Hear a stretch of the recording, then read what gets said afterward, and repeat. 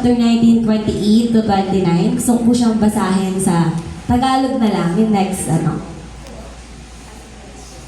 Alright, so sabi niya po, alam ni Jesus na naganap na ang lahat ng bagay. Kaya't upang matupad ang kasulatan ay sinabi niya, nauuhaw ako. May isang mangkok doon na puno ng maasim na alak.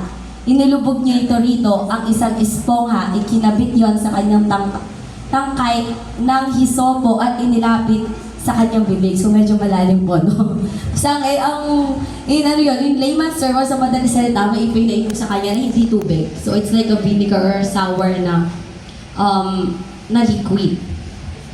So, and kapag ba kung alam mo na parang mag-e-end na yung life mo, in few hours, mag-e-end na yung life mo, ano yung mga naiisip nyo na parang sasabihin nyo? Di ba usually parang pumapasok sa isip natin, may mga habilin na tayo, gusto na natin patawag lahat ng mahal natin sa buhay, may mga nanghihingi na tayo ng tawad, nanghihingi na tayo nag-thank you na tayo. So parang ganyan din yung nangyari kay Jesus sa cross. Doon sa 7 last words niya, di ba? May mga pagkahabilin, may mga pagtatanong na.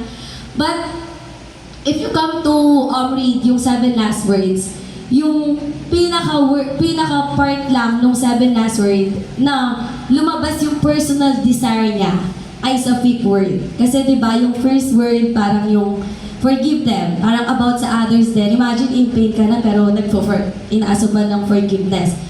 Tapos yung mga second word, yung about sa thief, yung isasama niya doon sa paradise. Yung third word, yung sa family. Yung fourth word, yung inas niya, bakit siya parang pinabayaan.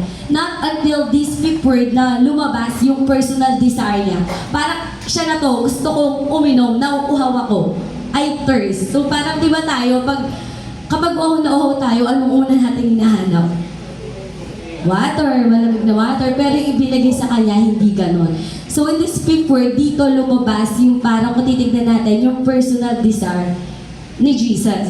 So tonight, I wanna share, next page, next slide po. 3 things the phrase I thirst reveals to us about Jesus. So number 1, Jesus suffered physically for us. Please don't get me wrong, Jesus is, may mga nabasa kasi akong argument. Sabi raw nila, ay, divine si Jesus, Diyos siya. Nung nakapako siya sa krus, wala siyang nararamdaman kasi nga, Diyos siya. So, he was born sa flesh, and during those times, naramdaman niya kung ano yung nararamdaman nating tao. So, he's 100% human nung mga panahong yan. So, kung nauuhaw ka, nagagalit ka,